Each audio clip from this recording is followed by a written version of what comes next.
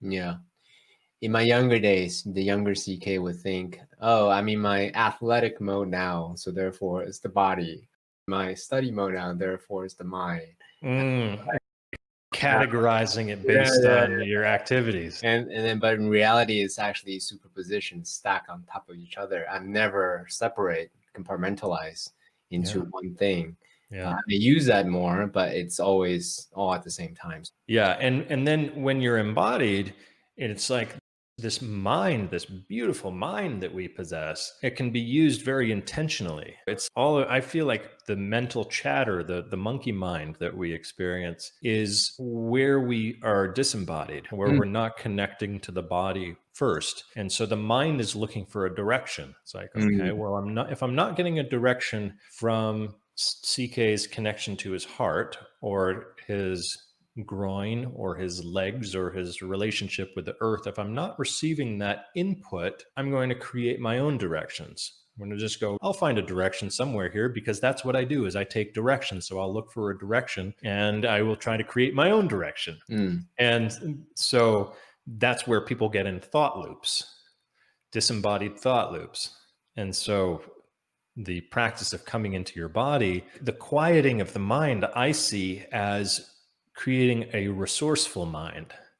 So the mind is able to operate in a way where it is serving a greater intention that comes from the whole body, from the physicality, from the connection to the breath, from the present moment. And then the mind is able to take a direction and go, oh, that's what we want to do here. Oh, we want to focus on CK right now. Okay, cool. We'll focus on CK because that's coming from the entire body versus the disembodied mental chatter and thought loops. So say someone, the younger CK, I always make it the younger CK the subject because he's easy to throw under the bus.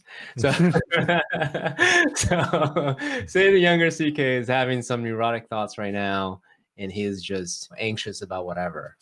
What concretely would you tell him to do? Since the younger CK, and you've already mentioned this about you, is someone who really values and has always valued your cognitive capacity, a really highly intelligent person who understands things intellectually, and that the intellectual part of you, the analytical part of you, clearly has gotten priority through a lot of your life. So what I would do, knowing that, is I would then give you an explanation that would satisfy the logical mind of why you were experiencing what you were experiencing.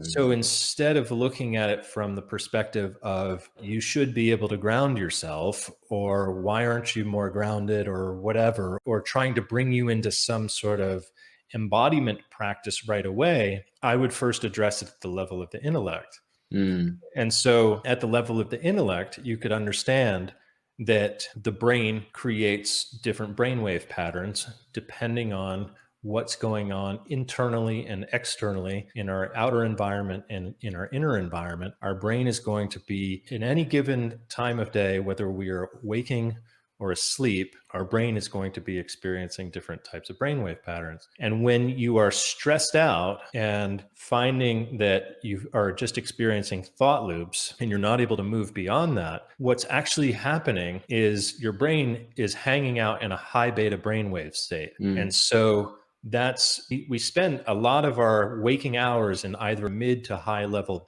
brainwave state, where we are taking input from our surroundings, we are analyzing them with our thought-based logical minds. We're taking that input and we're turning it into, we're creating meaning out of it, and we're using that meaning to navigate the world. Essential quality to be able to have, super essential. It's not going to help you to find out more about yourself, because it's not going to help you to ground inside of yourself, to be hanging out in that high beta brainwave state. When you experience sleep or rest, deep rest, there's something where that begins to subside. And in that state, as younger CK goes from being awake to asleep, there's that space that younger CK, I'm sure, entered that just feels really nice, really relaxing. And suddenly it's like all of that mental chatter is just not present, because then you're entering into an alpha state. So